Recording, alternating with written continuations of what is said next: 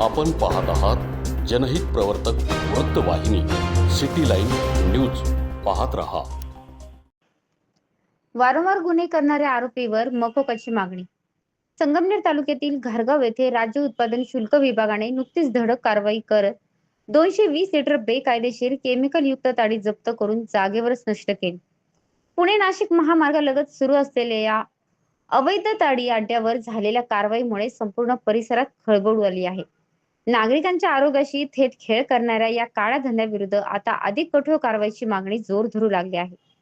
राज्य उत्पादन शुल्क विभागाला मिळालेल्या गोपनीय माहितीच्या आधारे हे छापेमार पथक घारगाव येथे दाखल झाले. तपासणी दरम्यान मोठ्या प्रमाणात केमिकल युक्त ताडीचा साठा आढळून आला. पंचनामा करून 220 लिटर ताडी जागेवरच नष्ट करण्यात आली. तसेच संबंधितांविरोधात महाराष्ट्र दारूबंदी कायद्यानुसार गुन्हा दाखल करण्यात आला. या प्रकरणात सुनीता शेखय्या गुत्तेदार वय 44 राहणार घारगाव या महिलेविरुद्ध गुन्हा दाखल करण्यात आला आहे. धक्कादायक बाब म्हणजे गेल्या वर्षभरात संशयित आरोपींवर यापूर्वीही 4 गुन्हे दाखल झाले असून लाखो रुपयांचे बंधपत्र बॉन्ड मोडून पुन्हा त्याच जागेवर अवैध व्यवसायात सक्रिय झाल्याचा आरोप स्थानिकांकडून करण्यात येत आहे. घारगाव परिसरातील नागरिकांनी संताप व्यक्त करत प्रशासनावरही प्रश्नचिन्ह उपस्थित केले आहे. वारंवार कारवाई होऊनही आरोपी पुन्हा त्याच ठिकाणी अवैध धंदा सुरू कसा करतात? कायद्याची भीती उरली आहे की नाही हा सवाल आता ग्रामस्थ करत आहेत. पण धंदा पुन्हा सुरूच अशी दबक्या आवाजात चर्चाही सुरू झाली आहे. वारंवार गुन्हे करूनही धंदा सुरू ठेवणाऱ्या आरोपींवर आता केवळ दारूबंदी कायद्याखाली कारवाई करून उपयोग होत नसल्याचे मत व्यक्त होत आहे.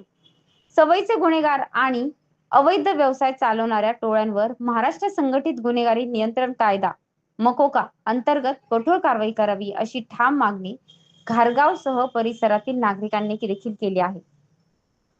स्थानिकांच्या म्हणण्यानुसार घारगाव आणि बोटा परिसरात अवैध दारू, केमिकल युक्त ताडी, प्रतिबंधित गुटखा तसेच गांजाची सर्रास विक्री होत असल्याच्या तक्रारी सातत्याने पुढे येत आहेत.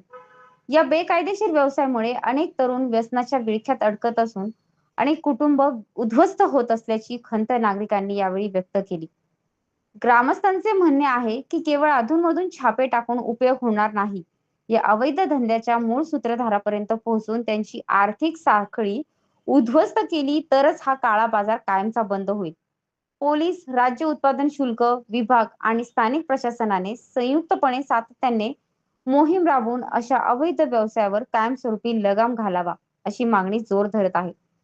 घारगावातील कारवाई ही स्वागतार्ह असली तरीही वारंवार गुन्हे करूनही आरोपी पुन्हा त्याच व्यवसायात उतरतात. ही बाब गंभीर आहे. नागरिकांच्या आरोग्याशी आणि भविष्यासोबत खेळ करणाऱ्या अशा अवैध धंद्यावर केवळ कागदोपत्री कारवाई न करता कठोर कायदेशीर कारवाई करून मूळ रॅकेट उद्ध्वस्त करण्याची वेळ आता आली आहे. जनता आवाज कारवाईपेक्षा कायमस्वरूपी बंदोबस्ताची अपेक्षा व्यक्त करत आहे. सिटी लाईन न्यूज साठी प्रतिनिधी सोमनाथ डोळे, घारगाव. लोकांसाठी, लोकक्रांतीसाठी जनहित प्रवर्तक बनलेले निर्भीड, निपक्षपाती web portal, YouTube channel city line news like करा, कमेंट करा, सबस्क्राईब करा, बेल आयकॉनवर दाबून शेअर करायला विसरू नका.